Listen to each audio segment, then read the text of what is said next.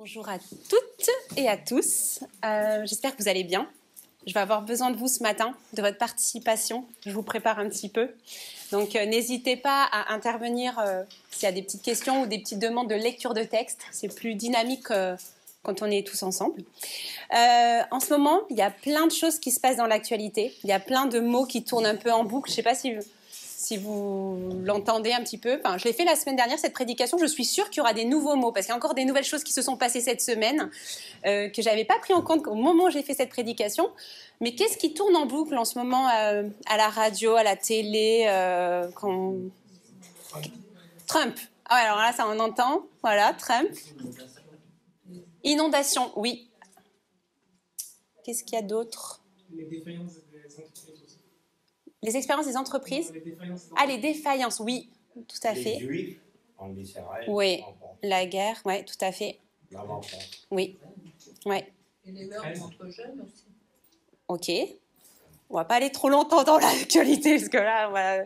Vous m'avez pas dit encore un truc, si je vous dis, je vous donne un indice, parce que vous n'avez toujours pas dit les mots que j'attendais, donc je stresse. Si je vous dis Monsieur Barnier. Monsieur Barnier. C'est un ministre. Oui. Merci. Le budget. Ah mais oui, bah moi j'entends ça. Alors, mais j'entends les économies, non? Ça on fait des économies, on réduit. Il faut absolument qu'on rentre dans les clous du budget de l'État. Non, ça vous parle en termes d'actualité? Ah ouais, si on dépassait la somme. Voilà, on est en train de réduire les fonctionnaires, on grignote un peu partout. En tout cas, bon, c'était au moment où je faisais cette prédication, j'entendais beaucoup ça. Et du coup, il y a comment ça s'appelle, l'Observatoire des générosités. Enfin, à votre avis, j'aimerais vous demander, face à cette actualité, quelle est la réaction des Français? Comment vous réagissez, vous? Ils sont râleurs. Ils sont à l'heure? Non, râleurs. Râleurs. Ils sont râleurs, ok. Donc, ils râlent par rapport à ça. Il y a une forme d'égoïsme. Ok, donc... Chacun veut bien faire des efforts, mais pas pour leur propre. Ok, donc un certain repli sur soi. La peur aussi peut-être de ce qui va être engagé. Quelle sera la suite? Des restrictions peut-être. Oui. Ouais, de l'appréhension. Déjà, tout est cher. Et j'ai l'impression qu'il y a des riches qui se font tellement, qui continuent de bien vivre. C'est pas pareil pour tout le monde. Oui, c'est pas pareil pour tout le monde. Alors, comment va-t-on faire s'il faut encore faire attention, mais déjà qu'on a du mal à l'arrivée. Oui, donc du coup, il y a des questions qui se posent. Et il y a comme on se dit, les gens sont repliés davantage sur soi. En tout cas, c'est un petit peu ce qu'il y a dans notre esprit. Il y a l'Observatoire des générosités qui a fait une enquête en septembre là, qui vient juste de sortir, elle est toute fraîche, elle a été faite sur 5000 Français, qui est quand même assez représentatif pour faire une enquête. Et voici les résultats de l'enquête. Je ne sais pas si vous allez réussir à bien les voir. Est-ce qu'il y a quelqu'un qui voudrait lire? Et ce que je vous propose, c'est que pendant que vous lisez les résultats, qu'on les lit, vous me dites s'il y a quelque chose qui vous choque. D'accord? Par rapport à ce qu'on vient de se dire. Est-ce qu'il y a quelqu'un juste qui veut lire? Oui? Enquête de l'Observatoire des générosités. Pour 8 Français sur 10, la société est de moins en moins solidaire. 50% de la population éprouve des difficultés à gérer toutes les dépenses mensuelles. 53% de la population partage ses ressources. Et 63% partagent de son temps avec des personnes en difficulté. La générosité a augmenté ces 12 derniers mois, plus 15 € par rapport à l'année passée. Les retraités, les cadres et les franciliens ont été les plus généreux. Les causes les plus soutenues par les Français, la recherche médicale pour lutter contre les maladies, 39%, la protection des animaux, 29%, la protection de l'enfance, 28%, l'aide aux personnes malades ou handicapées et la lutte contre la pauvreté, 24%. Est-ce qu'il y a un chiffre ou une information qui vous marque, juste en lisant ce compte-rendu? La première phrase, elle est contraire par rapport à ce qui se passe après. Oui, la première phrase, 8 Français sur 10 pour 8 Français sur 10, la société est de moins en moins solidaire, alors que le reste est en train de montrer que la solidarité augmente. Donc notre ressenti n'est pas le même, n'est pas la réalité en fait. Donc ça, je trouve que c'est une information qui est assez intéressante. C'est parce que on se dit c'est beaucoup chacun pour soi, il faut se débrouiller par soi-même. Oui. En fait, oui, il y a quand même Ouais. par endroit, il y a de la Oui, par endroit, solidarité. complètement. Il y a de la solidarité. Les gens s'en rendent pas forcément aussi. Oui, tout à fait. Et les gens n'en parlent pas forcément. Ok. C'est le chiffre 63% qui est énorme. Ah ouais, 63%, c'est pas mal. C'est beaucoup et pas beaucoup. Quoi. Alors ça prend en compte aussi la famille, le grand-parent, etc. 63% passent du temps avec des personnes en difficulté. Oui, 53% partagent ses ressources, on est aussi sur le don. La moitié de la population fait des gestes à donner de l'argent. Voilà.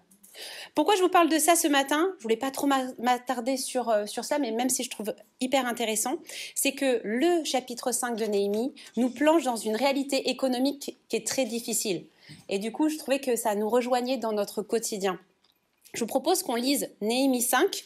On va le découper en 2 temps. D'abord, on va lire les premiers versets du verset 1 à 13. Est-ce qu'il y a quelqu'un qui voudrait lire?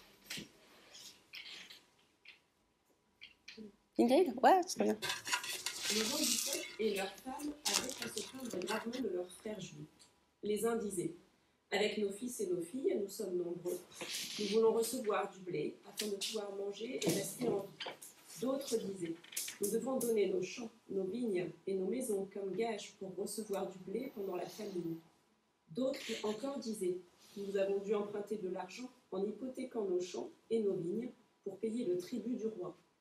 En réalité, notre chair est pareille à celle de nos frères, nos enfants sont pareils aux leurs, et pourtant, nous devons vendre nos fils et nos filles comme esclaves. Plusieurs de nos filles le sont déjà. Et nous sommes sans ressources puisque nos champs et nos vignes sont devenus la propriété d'autrui. J'ai été très irritée en prenant connaissance de leurs plaintes et de ces faits. Et j'ai pris la ferme décision d'adresser des reproches aux nobles et aux magistrats. Je leur ai dit: vous prêtez à intérêt à vos frères. J'ai convoqué une grande assemblée pour traiter leur situation et je leur ai dit: nous avons nous-mêmes racheté, en fonction de nos possibilités, nos frères juifs vendus aux nations. Mais vous vendez vos frères et vous osez nous les vendre à nous.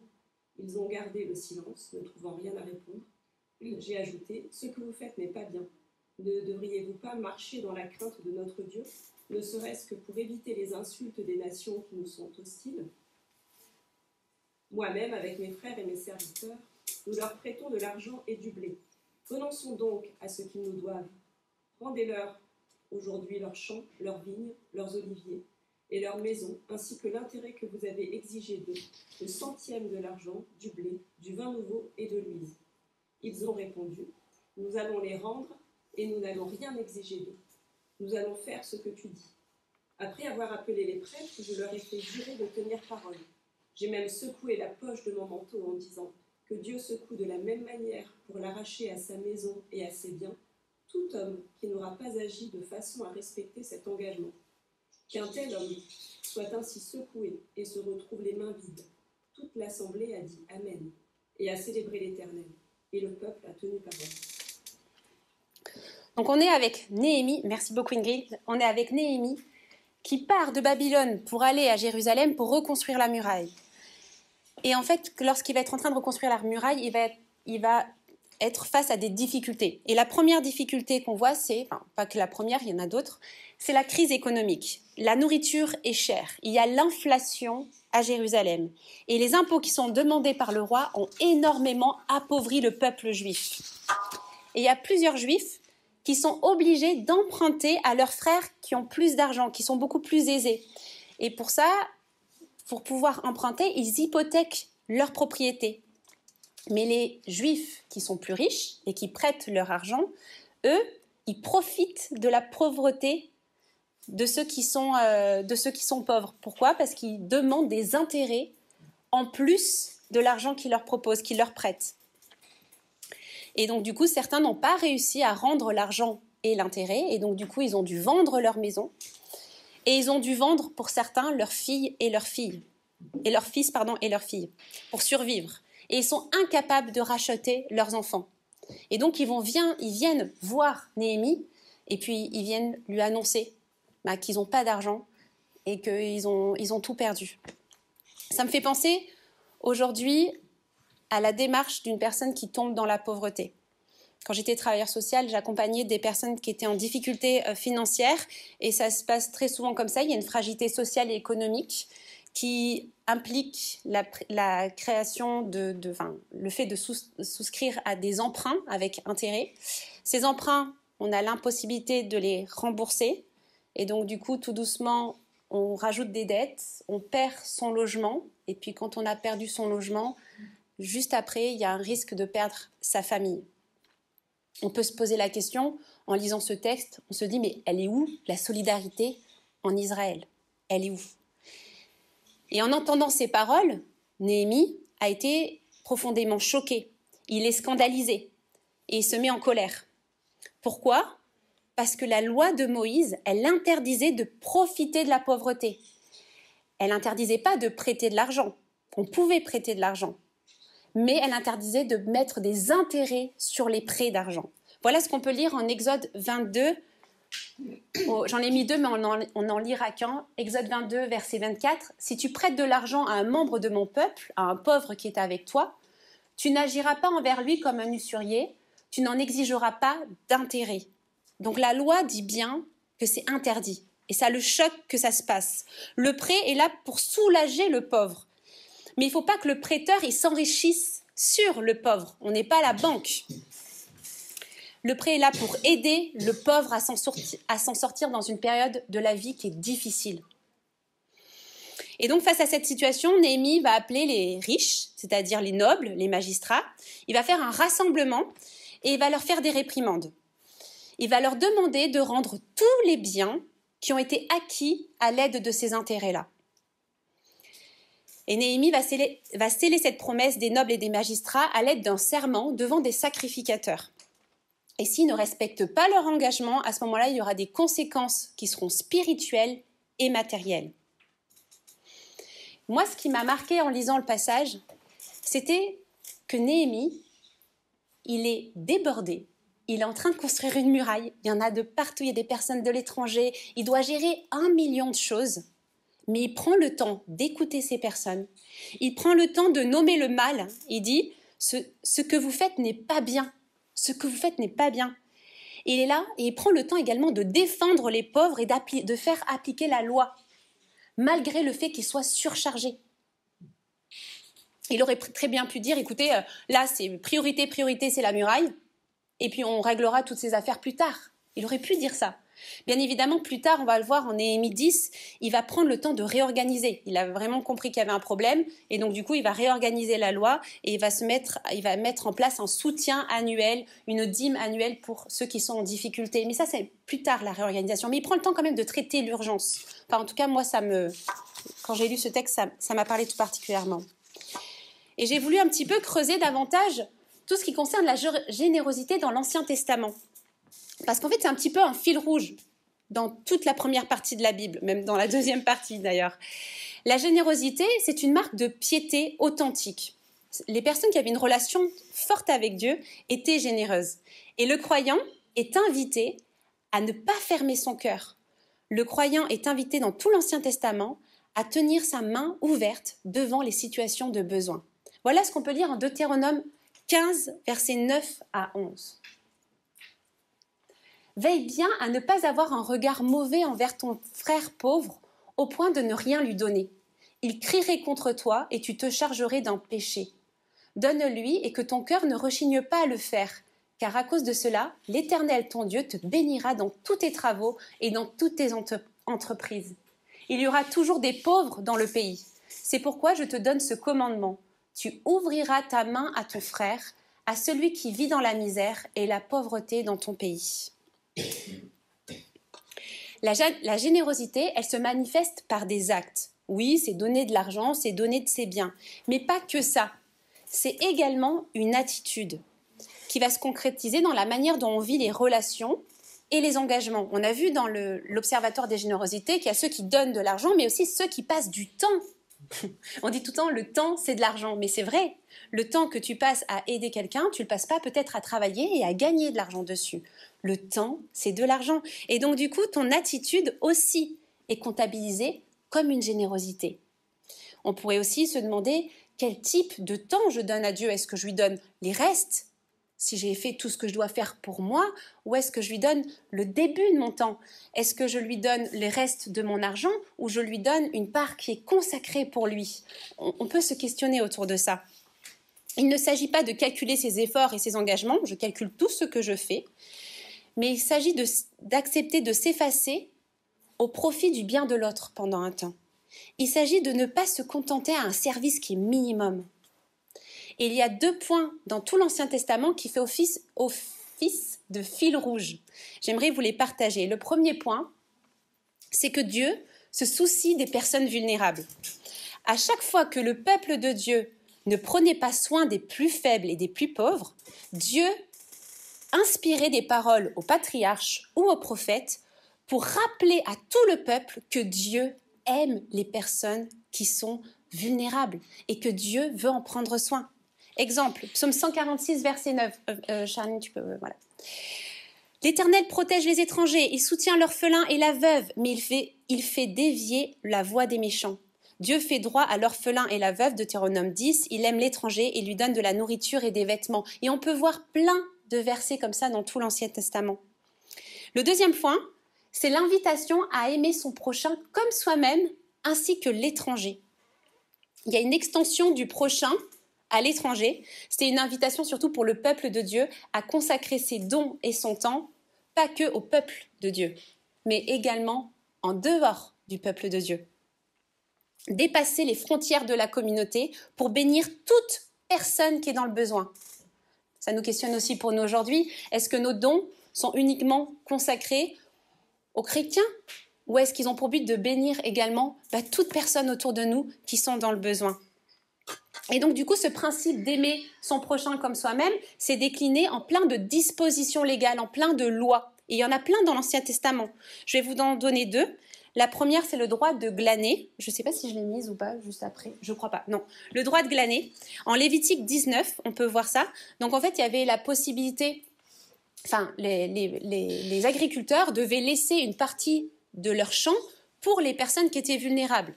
C'était quelque chose qui était inscrit dans les lois. Pourquoi? Parce que tout simplement, le but était d'éviter aux personnes pauvres de faire la manche. Le but, c'était qu'elles puissent tout simplement avoir la possibilité de survivre et aussi au travers d'un travail. Donc, ça donnait de la dignité à ces personnes. Et donc, du coup, c'est le démarrage du droit du travail. D'accord? On a tous le droit au travail. Il y avait une deuxième loi qui était la remise des dettes. Tous les 7 ans, si on avait des dettes envers quelqu'un, c'est tout simplement enlevé. Plus de dettes. Pourquoi? Parce que dans la tête de Dieu, il y avait déjà cette idée que chaque personne et chaque famille a le droit d'avoir l'occasion d'un nouveau départ. Chaque personne a le droit de ce nouveau départ. C'est déjà une incitation à la grâce. La grâce, c'est un nouveau départ. Quand je vais vers Dieu et que je lui demande pardon, c'est un nouveau départ. Il avait déjà instauré ça, même ce point-là, dans le côté financier. Mais ces lois, elles sont dans un contexte particulier. Et c'est pour ça que Néhémie il a vraiment à cœur de les faire appliquer. Elles sont dans le contexte de l'ancienne alliance, c'est-à-dire l'Ancien Testament. Et ces lois, elles avaient pour but de tiennent en compte de la dureté du cœur du peuple juif, qui si ces lois n'existaient pas, il y a peu de chances que ce soit appliqué. Et d'ailleurs, on voit bien que Néhémie retourne à Jérusalem, que les gens de Jérusalem ont mis très très loin la loi de Moïse, ils s'en rappellent plus trop, et on voit bien que nos tendances naturelles, c'est l'égoïsme. Nos tendances naturelles, c'est l'égoïsme. C'est ça. Et donc du coup, Dieu avait mis ces lois pour qu'on s'en rappelle et qu'on les applique, parce qu'il connaît notre cœur. La question c'est, on n'est plus sous l'ancienne alliance, on est sous la nouvelle alliance. Jésus est venu. Est-ce que nous sommes aujourd'hui obligés d'appliquer ces lois de l'Ancien Testament, cette générosité? C'est une vraie question. Et pour ça, je vous propose qu'on lise la deuxième partie de Néhémie 5, les versets 14 à 19. Puisque Néhémie a une attitude qui, quand on prend le temps de lire ce passage, on se rend compte que ça correspond, enfin que ça nous rappelle l'attitude de Jésus-Christ. Est-ce qu'il y a quelqu'un qui voudrait lire ces 14 à 19, ça va jusque-là. Il n'y a pas 3 slides. Ingrid a fait le plus gros. Il nous reste un quart.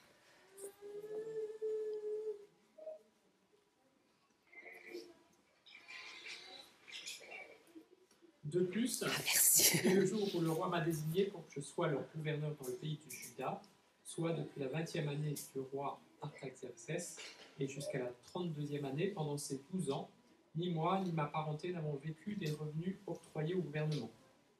Mes prédécesseurs faisaient peser de lourdes charges sur le peuple. Il exigeait de lui du pain et du vin, ainsi que 40 pièces d'argent. Leurs serviteurs, eux aussi, exerçaient une domination sur le peuple. Pour ma part, je n'ai pas agi de cette manière, et ce, par crainte de Dieu. J'ai même travaillé à la réparation de cette muraille, et je n'ai acheté aucun champ. De plus, mes serviteurs étaient tous occupés à ce travail. J'admettais à ma table 150 juifs et magistrats, sans compter ceux qui venaient des nations environnantes. Chaque jour, on m'a prêté un bœuf, 6 moutons de choix, de volailles, et ce, à mes frais. Et tous les 10 jours, on préparait en abondance toutes sortes de vins. Malgré cela, je n'ai pas réclamé les revenus octroyés au gouverneur, car de lourdes charges pesaient déjà sur ce peuple. Mon Dieu, souviens-toi pour mon bien de tout ce que j'ai fait pour ce peuple. Quand j'ai lu ce passage, j'ai vu la référence à Jésus. En tout cas, c'est ce qui m'a inspirée. Charline, est-ce que tu peux juste continuer ? La première chose, c'est que Néhémie, il renonce à ses droits de gouverneur. C'est-à-dire, il renonce à des revenus qui devraient lui être versés par le peuple juif. C'est un impôt qu'il a le droit d'imposer. Mais il dit, je ne veux pas l'imposer parce que déjà, il y a de lourdes charges qui pèsent sur ce peuple et je veux les épargner. Donc, il renonce à son propre revenu. Ça m'a fait penser à Jésus, qui renonce à sa condition divine. Il se dépouille lui-même de ses richesses du ciel pour venir sur terre. Il s'est dépouillé lui-même en prenant la condition de serviteur, Philippiens 2, 6 à 7. Deuxièmement, Néhémie, il n'investit pas. Il travaille personnellement à la réparation de la muraille. Et là, le but du texte, c'est de souligner son engagement qui est désintéressé. Il ne profite pas de la situation pour s'enrichir. Ça m'a fait penser à Jésus. Pendant tout le long de son ministère, on ne peut pas dire qu'il a profité. Il était en mode vacances. Ses miracles, ses guérisons, ça nous montre le caractère généreux du Père. Il s'est dédié complètement à son ministère, pleinement à son ministère. Troisièmement, Néhémie, il accueille à sa table. Il accueille à sa table des étrangers et il exerce l'hospitalité. Il y a certains commentateurs qui disent que Néhémie entretenait entre 500 à 800 personnes par semaine.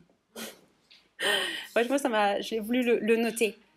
Il accueille à sa table, ça nous fait penser à Jésus, je ne sais pas vous, moi ça me fait penser à Jésus qui accueillait toute personne qui était tout simplement rejetée. Mais aussi Jésus, qu'est-ce qu'il met en place ? Il met en place la scène. Avant de mourir sur la croix, il instaure un repas pour lequel on est tous invités à partager. Un repas qui a pour but de nous montrer sa générosité. Prenez et mangez. Prenez et mangez. Buvez. Matthieu 26. Enfin, Néhémie, il rachète. Il rachète des Juifs qui ont dû être vendus comme esclaves. Avant de venir sur Babylone, en fait, quand il était à Babylone, il savait qu'il y avait des Juifs qui étaient esclaves. Il a pris de ses deniers, il les a rachetés pour qu'ils puissent venir avec lui à Jérusalem. Il a racheté des gens en prenant ses propres sous. Ses propres sous, il n'avait rien à gagner. Ça nous fait penser à Jésus, il rachète. Par sa mort sur la croix, Jésus paye le prix fort pour nous sauver, nous. Quiconque croit en lui, quiconque reconnaît son besoin d'être pardonné par Jésus ne reçoit rien de moins que la vie éternelle. Rien de moins que la vie éternelle. Néhémie est généreux parce qu'il craint Dieu. Jésus est généreux parce qu'il nous aime. Il nous aime. Néhémie, ce n'est qu'un type de Jésus-Christ.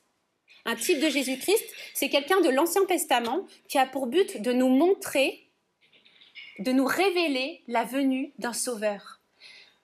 Néhémie n'est pas parfait, c'est un type, c'est un gars imparfait.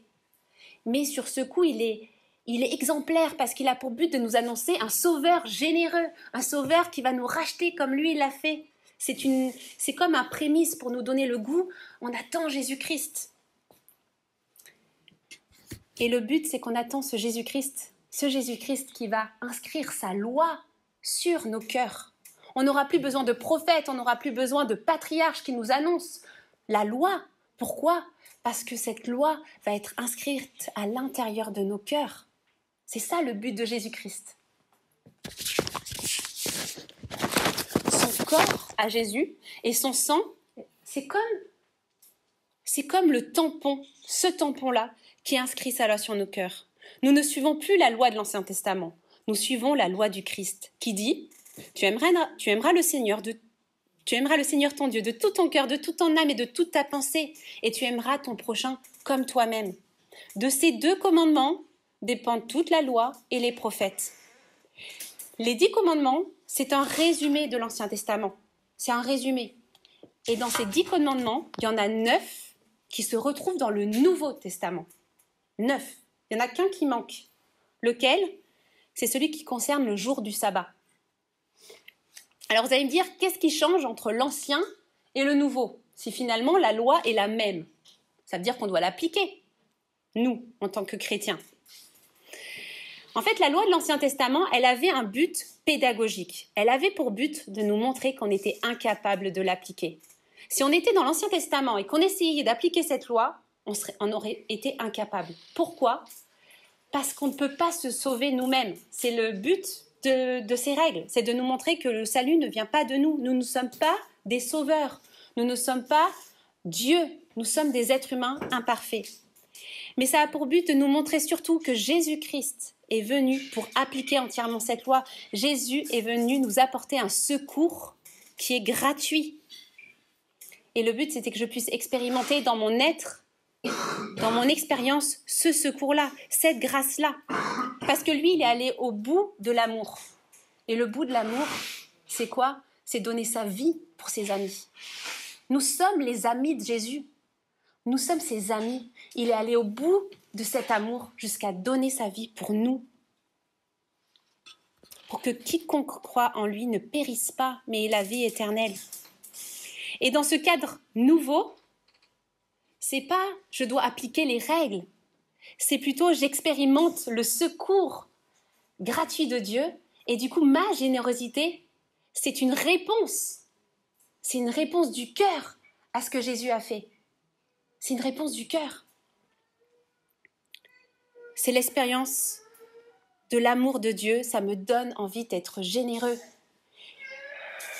Du coup, on aurait pu prendre le temps ce matin de se dire comment on fait pour être généreux. On aurait pu citer tous les actes de générosité qu'on fait dans nos vies, comme si on voulait s'encourager les uns les autres. Mais ça ne serait qu'un shoot d'un temps. Ça ne durerait que 2 ou 3 semaines, au mieux, voire une semaine. Allez, ouais, on a dit ça, je vais le faire. Mais après, le seul moyen d'être généreux, nous, sur le long terme, le seul moyen, c'est de ne pas piétiner le secours gratuit de Dieu. C'est ne pas bafouer, c'est de ne pas mettre à distance, c'est de ne pas regarder ce don comme une habitude. Et pourtant, nous, en tant que croyants, on baigne tellement dedans que parfois, notre risque à nous, c'est de regarder ça et de se dire « Oui, je sais, je suis sauvée. Je sais, je suis sauvée. Oui, l'amour de Jésus. » Et de bafouer, piétiner, comme les croissants tous les matins, on s'y habitue. Mais oui, on n'est pas sur les croissants tous les matins. On est sur un secours gratuit. Jésus qui donne sa vie pour toi. Tu es l'ami de Jésus. C'est incroyable, moi je trouve ça incroyable. Alors comment je peux faire moi pour pas diminuer sa grâce ? Comment je peux faire pour pas que cette grâce elle diminue au fur et à mesure du temps, mais pour la raviver ? Parce que est-ce que ça veut dire que ce tampon, il s'efface au fur et à mesure ? Vous savez, comme l'inscription sur le sable et que l'eau vient enlever l'inscription, Dieu a inscrit quelque chose sur mon cœur qui s'efface. C'est ça la nouvelle ? Non !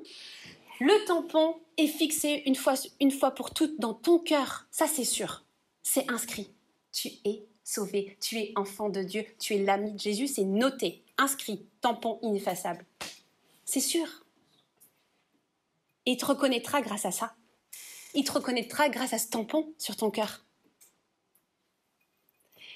Alors pourquoi la grâce diminue dans ma vie quotidienne? Pourquoi?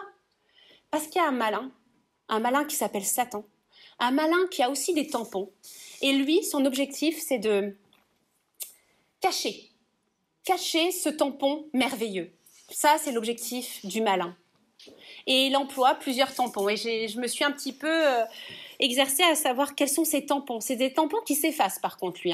Lui, avec le temps, ça ne dure pas. Il n'y a que celui de Jésus qui dure. Quels sont ces tampons? Est-ce que Jarline, tu peux me continuer? Le premier, c'est le tampon de l'égoïsme. Il veut le mettre sur nos cœurs.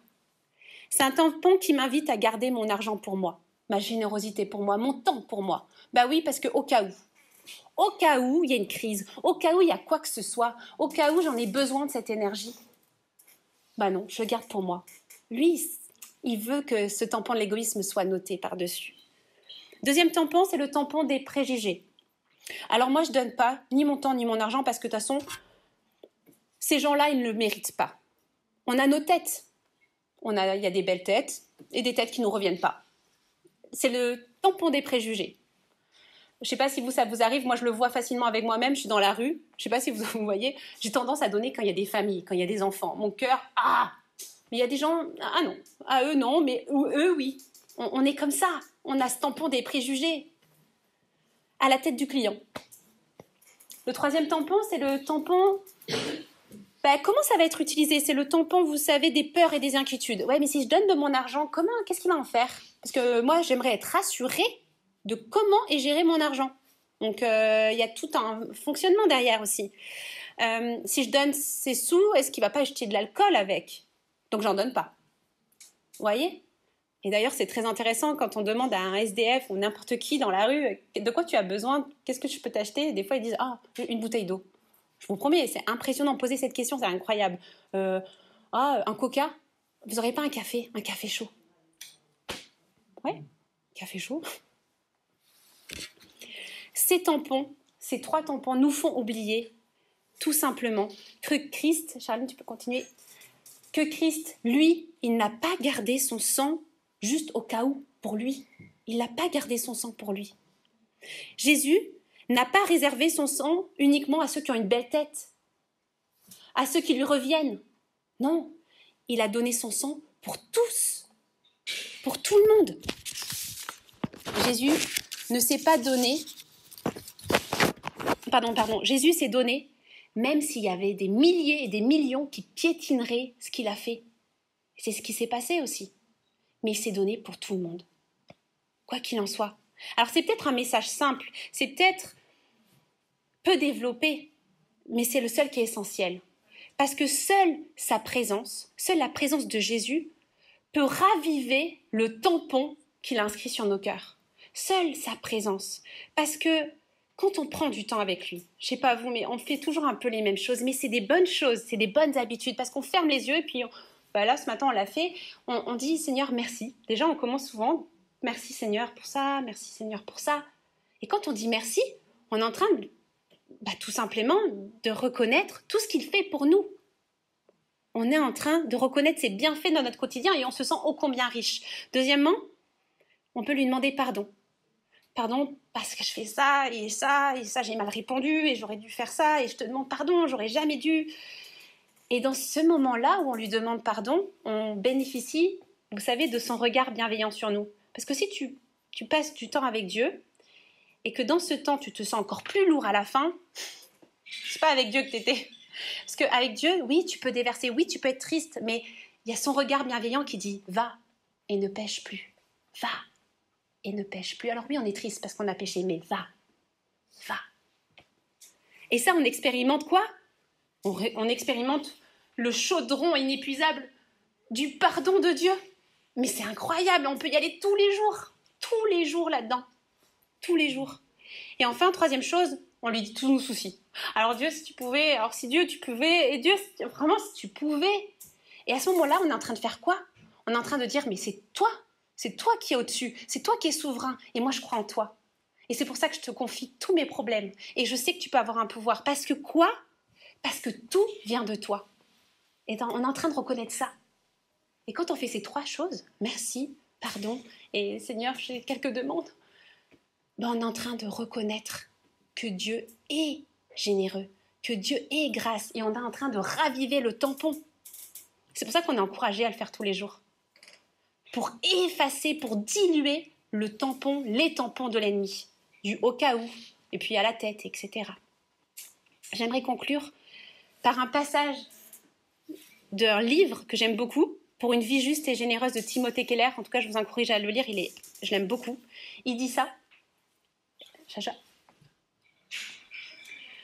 Pour mieux ressembler à Christ, c'est notre but, hein. Donnez beaucoup, donnez souvent, donnez gratuitement. Et là, c'est là où j'aime ce passage. Aux infâmes et aux pauvres, aux ingrats et aux indignes. Rappelez-vous sa parole, il y a plus de bonheur à donner qu'à recevoir. Aux infâmes et aux pauvres, aux ingrats et aux indignes. C'est pas la tête du client, c'est une générosité pour tous. C'est ce qu'a fait Néhémie pendant un temps et qui nous inspire, mais il a été imparfait.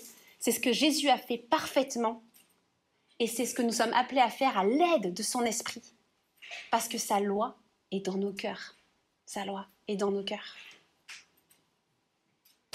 Je propose qu'on prenne juste 1 minute pour parler à Dieu, courtement, mais qu'on puisse lui demander de nous aider durant ces prochaines semaines de ranimer ce tampon qui est à l'intérieur de chacun d'entre nous.